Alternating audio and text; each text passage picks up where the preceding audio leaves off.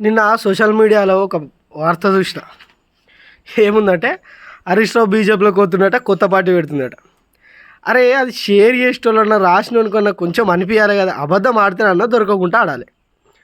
తెలంగాణ రాష్ట్రంలో మరోసారి రేవంత్ రెడ్డి ముఖ్యమంత్రి అవుతాడనేది ఎంత నిజమో, హరీష్ రావు టీఆర్ఎస్ బీఆర్ఎస్ పార్టీని విడిచిపెడతాడనేది అంతే నిజం. పాలన మీద దృష్టి పెట్టు. హరీష్ రావు నిద్ర పోకుండా ఎత్తుండు రేవంత్ రెడ్డిని. రాత్రి కళలకు కూడా ఈయననే గుర్తొస్తున్నట్టుండి. నీళ్ళేవి, నీళ్ళకి ఏం చేస్తారు, ఉద్యోగాలు ఇస్తలేరు, ఇన్ని ఖాళీలు ఉన్నాయి, అన్ని ఖాళీలు ఉన్నాయి.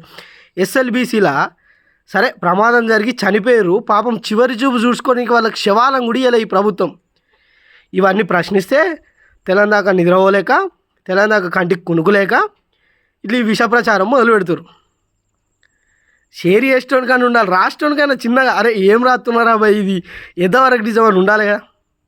కొన్ని వేల సార్లు చెప్పిండు, నేను నాకు కంఠంలో ప్రాణం ఉన్నంత వరకు నేను కేసీఆర్ తోటే బీఆర్ఎస్ పార్టీతోటే అని.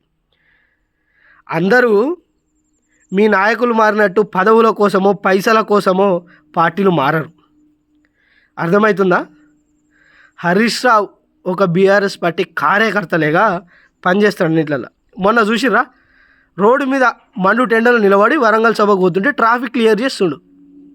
అది ఆయనకున్న నిబద్ధత పార్టీ మీద, ప్రోగ్రాం మీద. అసలు ఆయన మీద మీరు ఈ చిల్లర రాతలు రాత్తురు అంటే ఆకాశం మీద ఉమ్మినట్టే. ఆకాశం మీద ఉమ్మితే ఏడబడుతుంది, ఒకసారి ఇట్లా మీదికి అనుకొని ఉమ్మి చూసుకోరు. జర పనికొచ్చే రాతలు రాయరు, ప్రజలకు పనికొచ్చే రాతలు రాయరు.